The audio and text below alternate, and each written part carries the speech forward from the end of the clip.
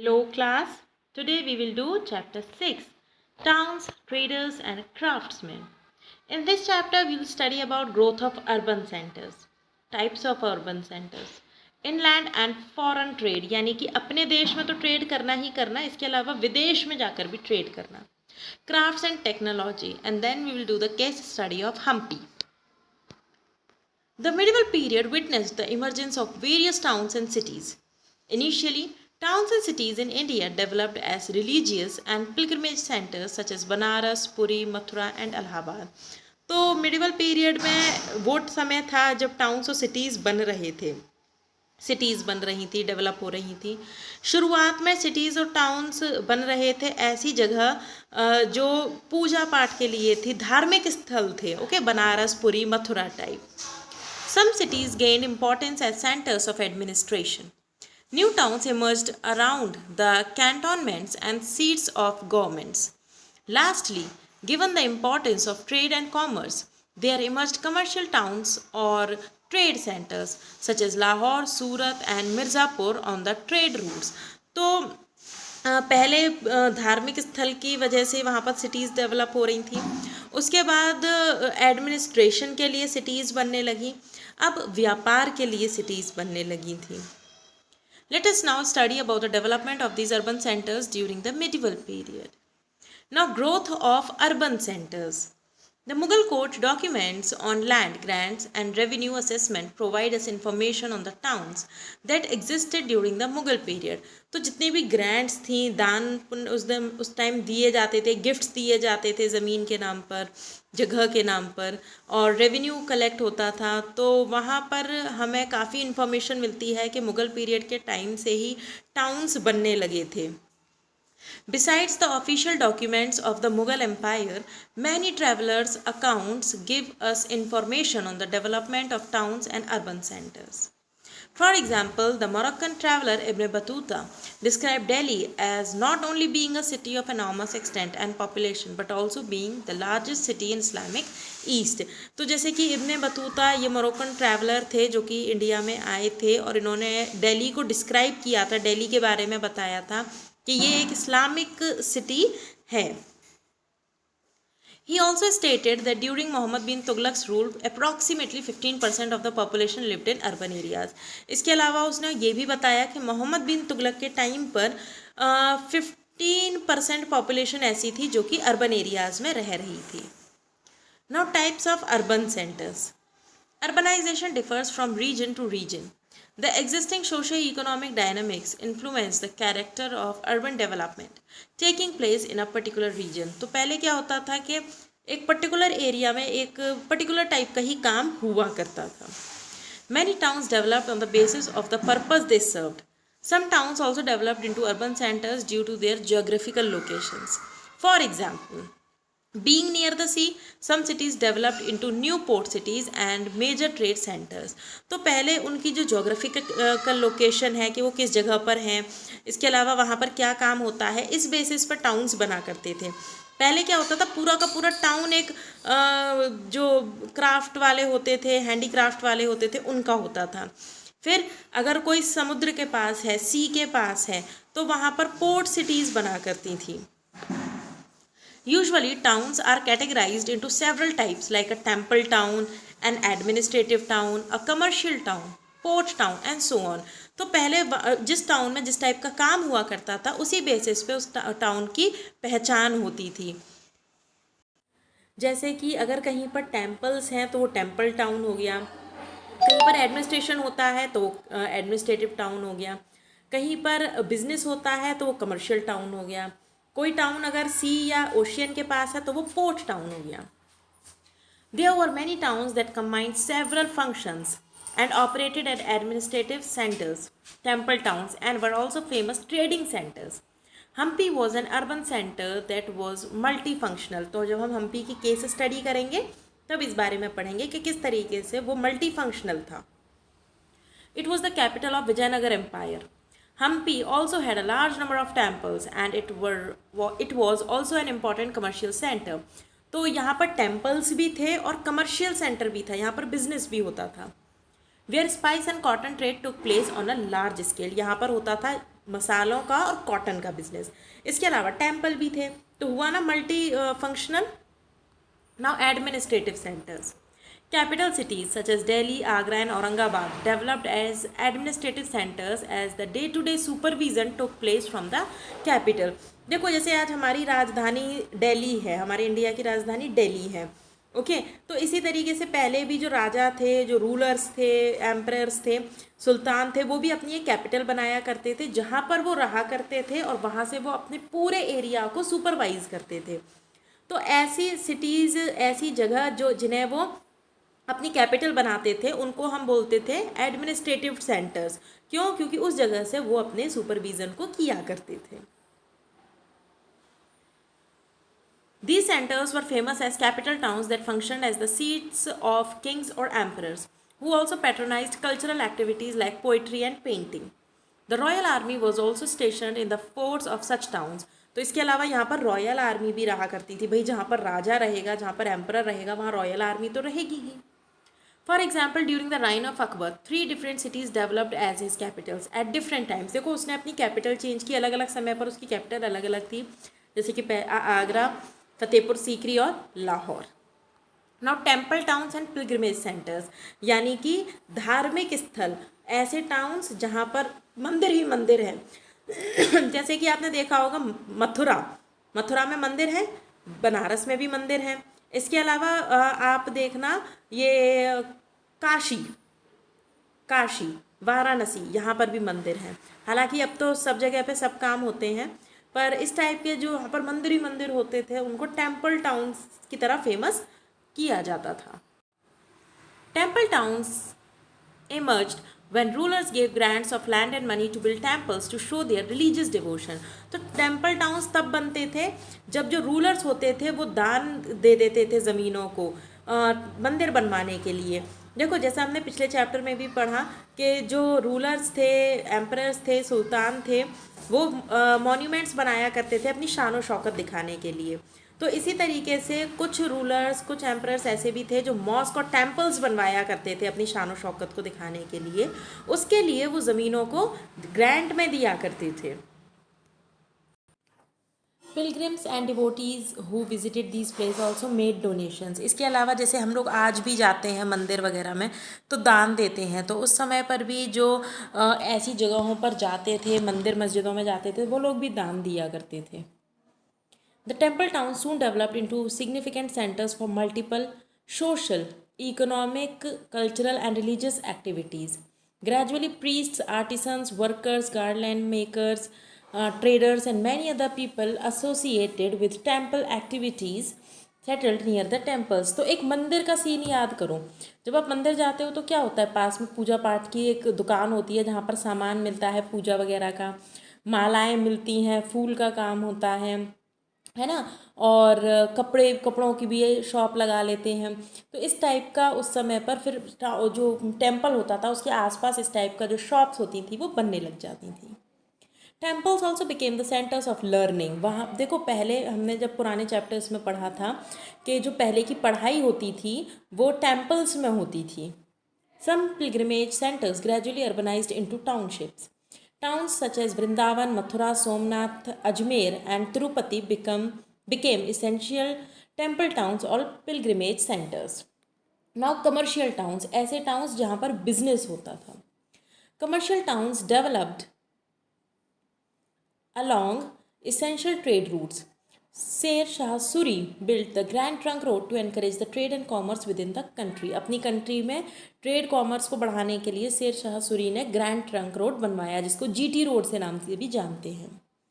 Many rulers built sarais and rent houses along the roadsides, which gradually developed into commercial towns. तो सराय भी बनाए जाते थे। सराय मतलब जैसे कोई राहगीर जा रहा हो तो वो वहाँ पर फ्री में कुछ टाइम रह सके। रेंट हाउसेस भी बनाए जाने लगे और उसके आसपास लोग बसने लगे। Commercial towns like Mathura and Bayana flourished because of their location along the famous trade routes.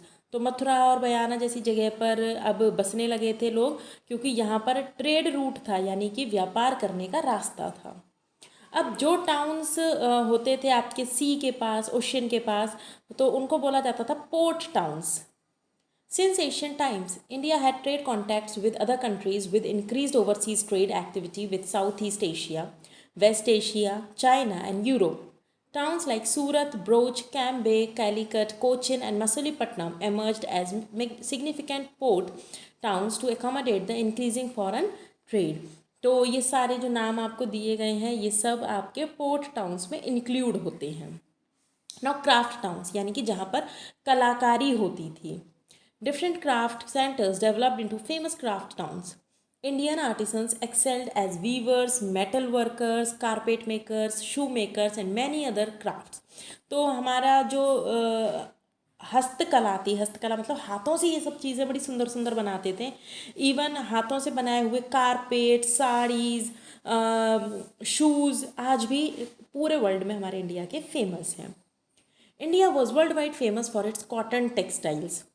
About 150 types of cotton clothes were produced in India. 150 type के कॉटन के कपड़े हमारे इंडिया में बनाए जाते थे. The Panchals and Vishwakarma communities consisting of goldsmiths, bronzesmiths, blacksmiths, masons and carpenters played an important role in the construction of palaces, significant buildings, tanks and reservoirs. तो जो हमने पुराने चैप्टर में बिल्डिंग्स पढ़ी भाई उनके लिए भी तो हमें आर्टिसंस चाहिए. तो ये सब के सब एक जिस टाउन में बसते थे उसको हम बोलते थे क्राफ्ट टाउन्स. इन सब का अपना एक खुद का टाउन होता था जहाँ पे सब इस टाइप के कलाकार, इस टाइप के आर्टिसंस रहा करते थे. Towns like Banaras and Kanchipuram developed due to popularity of their textile. Kanchipuram saris, Kanchipuram का कपड़ा आज भी फेमस है. Now founded towns. Some towns came into existence because they were founded by some rulers or powerful people. तो नींव रखी जाती थी उस समय टाउन्स की. तो कुछ टाउन्स ऐसे भी फेमस थे जिनकी नींव कुछ फेमस रूलर्स ने, कुछ फेमस किंग्स ने रखी थी. Prior to their development as towns, these urban centers would have existed in the form of only villages. तो पहले टाउन बनने से पहले ये सिर्फ एक छोटे छोटे गांव हुआ करते थे. जब रूलर्स की नज़र ऐसे छोटे मोटे गांवों पर पड़ी और उन्होंने उसमें आबादी लाए, उसमें डेवलपमेंट किया तो वो फाउंडेड टाउन्स के नाम से फेमस होने लगे.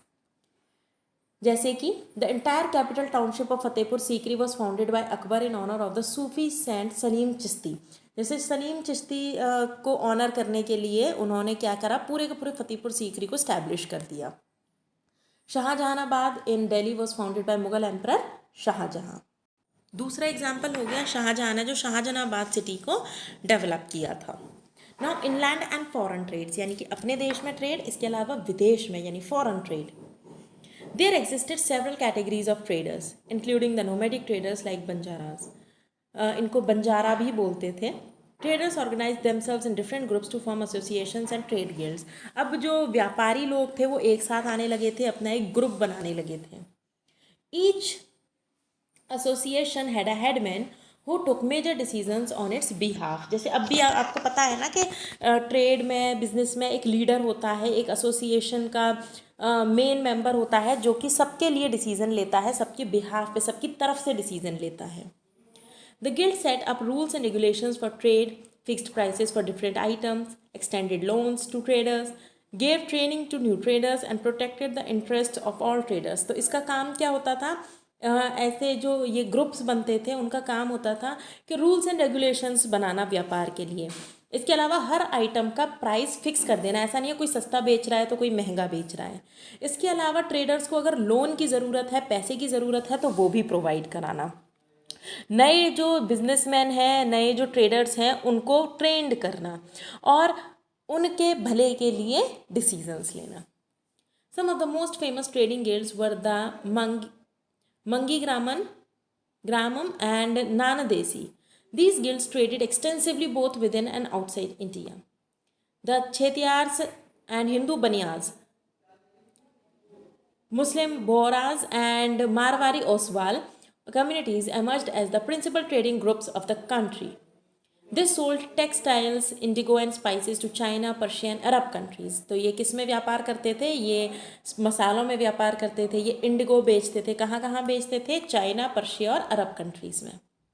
In exchange, they brought gold and ivory from Africa and Chinese blue pottery and silver from Southeast Asia and China. तो इसके बदले में वो क्या लाते थे, वो लाते थे गोल्ड और आइवरी अफ्रीका से, है ना, और ब्लू पॉटरी लाते थे, इसके अलावा सिल्वर लाते थे साउथ ईस्ट एशिया और चाइना से. The high demand of Indian textiles also led to the expansion of associated occupations such as weaving, spinning, and dyeing. By the 18th century, under the British rule, Indian textiles and crafts were completely ruined and replaced by machine-made goods. ये आप अगली class में पढ़ेंगे, class 8th में पढ़ेंगे कि देखो इतना टैलेंट होने के बाद 150 टाइप के कॉटन के कपड़े बनने के बाद भी हमारे जो क्राफ्टमैन थे कैसे उन सबको बर्बाद कर दिया गया ब्रिटिशर्स के द्वारा. तो ये हम अगले क्लास में पढ़ेंगे जब आप क्लास 8th में आ जाएंगे कि किस तरीके से इंडिया के ट्रेड को बर्बाद किया गया था. New commercial towns emerged under the British and included Bombay, Madras, and Calcutta. Now, crafts and technology. Through the different sources of the medieval period, we come to know the different types of crafts and industries that existed in India. तो medieval period में हमने अब तक जितना study किया है हमने देखा कि इंडस्ट्रीज़ और क्राफ्ट किस तरीके से चेंज हुए थे इस टाइम पे. The upper classes during the medieval period had a lavish lifestyle that led to a demand of luxury items. उस समय के जो रॉयल फैमिलीज़ थी, पैसे वाली फैमिलीज़ थी, उनको अच्छे अच्छे आइटम चाहिए होते थे, महंगे महंगे आइटम चाहिए होते थे. ठीक है, तो उसके लिए उन्हें भाई खर्चा तो करना पड़ेगा. तो उस समय बहुत ही अच्छा बिजनेस चलता था क्राफ्ट्समैन का और उनकी कलाकारी को तवज्जो दी जाती थी, इम्पोर्टेंस दी जाती थी. Many new occupations such as those of masons, carpenters, tailors, painters and weavers came up as a result of these demands. जब पैसे वाले लोग अच्छे अच्छे ड्रेसेस पहनेंगे तो टेलर्स आएंगे, जब वो बिल्डिंग्स और मॉन्यूमेंट्स बनवाएंगे तो कारपेंटर्स, मैसन्स, इन सबको काम मिलेगा. इसके अलावा आपने देखा होगा कि जो मॉन्यूमेंट्स हैं उनकी दीवारों पर और सीलिंग पर यानी छत पर पेंटिंग्स बनी होती हैं, तो पेंटर्स को भी काम मिलेगा. Bengal became a prominent trading center due to its cotton textile industry. Export quality silk was also manufactured during the Mughal period, which had huge markets in Europe and other parts of Asia. तो मुग़ल के time पे बहुत अच्छी silk में भी हम लोग trade किया करते थे जो कि यूरोप और एशिया में फेमस था. Sugar was also a popular export item besides spices.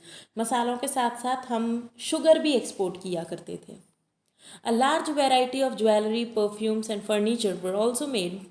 Many karkhanas मतलब factories, were set up in various towns, which flourished due to foreign trade. जब विदेशों में हमारा सामान जाने लगा वहाँ पर हमारे सामान को इम्पोर्टेंस मिलने लगी, हमारा सामान फेमस हुआ, तो ज़्यादा से ज़्यादा कारखाने बनने लगे, हमारे लोग ज़्यादा से ज़्यादा कारखाने बनाने लगे ऐसी चीज़ें प्रोड्यूस करने के लिए, बनाने के लिए. Most Indian silk weavers were capable enough to recreate the most intricate European patterns in textiles, thereby creating a huge demand for such textile overseas. Many European accounts describe the Indian craftsmen of the medieval period to be talented enough to replicate European model ships, some of which were supposed to be better than the original models. Even माना जाता था कि जो Indian craftsman है वो इतने ज़्यादा talented हैं कि उनकी नकल पूरे विश्व में कोई और नहीं कर सकता. इतनी अच्छी कारीगरी, इतनी अच्छी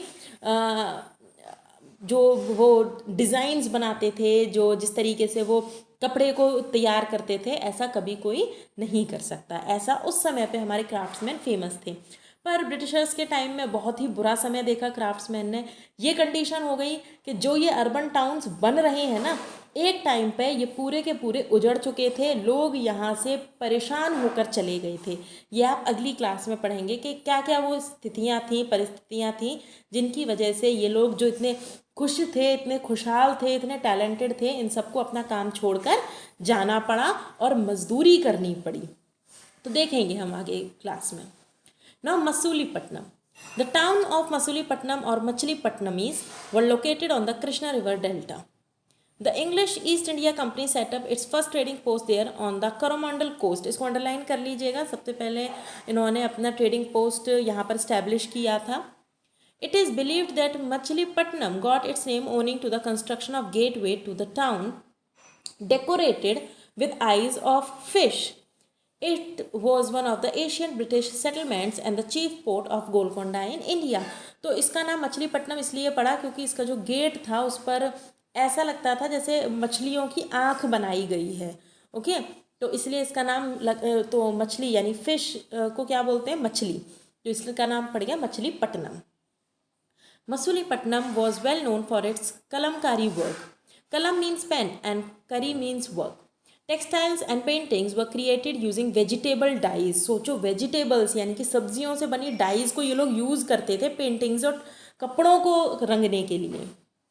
अ special dyed cotton cloth produced in Masulipatnam called chintz was popular in European markets. In fact, French traveler Francois Bernier mentions that the best chintz came from Masulipattnam on the coast of Madras. तो यहाँ तक कि इतना famous था हमारा European market में ये सब कि जो फ्रेंच ट्रैवलर था फ्रेंकोइज ने तो ये भी बोला था कि सबसे बेस्ट चिंट्स यानी कि ये एक तरीके का क्लोथ है, कॉटन क्लोथ है जो कि प्रोड्यूस किया जाता है मसूलीपट्टनम में, कि जितना अच्छा चिंट्स मसूलीपट्टनम का है पूरी दुनिया में कहीं नहीं है. सूरत एक पोर्ट सिटी है गुजरात में. Surat is a port city in Gujarat. From a small hamlet during the 13th century, it gradually developed into a major trading center. Surat was significant in forming trade links with West Asia. Through the Gulf of Hormuz, in fact, Surat was known as the gateway to West Asia. तो सूरत को gateway भी बोला जाता है waste Asia का. It is also the route of Mecca and many pilgrim ships sailed from here. ये इसलिए भी फेमस है क्योंकि यहाँ से बहुत शिप्स ऐसी हैं जो कि मक्का जाती हैं. और मक्का आप सबको पता है, मक्का है वो जगह जहाँ पर जैसे तीर्थ स्थान हिंदुओं के होते हैं ऐसे ही इनका हज होता है वहाँ पर मुस्लिम्स का. और ये बहुत ही ऐसा माना जाता है कि किसी ने बहुत अच्छे काम किए होंगे जिसको हज जाने का मौका मिलेगा. By the 17th century, the Portuguese, Dutch and the English established their trading factories and warehouses at Surat. ये हम 8th क्लास में पढ़ेंगे कि पोर्टुगीज़, डच और इंग्लिश ने कैसे अपने जो ट्रेडिंग पोस्ट थे वो सूरत में बनाए. Surat was famous for its cotton textiles, gold lace borders and diamonds. Zari की साड़ियाँ, जरी के कपड़े आज भी फेमस हैं, यानी कि गोल्ड बॉर्डर जिस कपड़े पर होता है. Many rest houses were built to cater to the needs of people who from all over the world. इसके अलावा यहाँ पर बहुत सारे सराय और रेंट हाउसेज भी बनाए गए जिससे कि अगर बाहर से लोग आते हैं बिजनेस के लिए तो उनके रुकने की यहाँ पर प्रॉपर बंदोबस्त हो पाए. However, with the decline of the Mughal Empire, the importance of Surat also declined towards the late 17th century. जैसे जैसे मुग़ल एम्पायर ख़त्म होने लगा वैसे वैसे इनका भी जो लास्ट था वो आने लगा लास्ट 17th century में. The decline of Surat resulted from numerous factors such as loss of market, sea routes and competition from Bombay, a nearby port where the East Indian Company set up its headquarters. तो ये हम आगे की class में अच्छे से explain करके पढ़ेंगे 8th क्लास में कि किस तरीके से ब्रिटिशर्स ने अपनी फैक्ट्रीज़ यहाँ पर बनाई और इंडियन फैक्ट्रीज़ को बर्बाद कर दिया. ये केस स्टडी है हम्पी की, इसको आप खुद करिएगा. कोई डाउट हो तो हम लोग इसको डिस्कस कर सकते हैं. In the next class, you will provide it with the question answers as well as the exercises of this chapter. Till then, bye.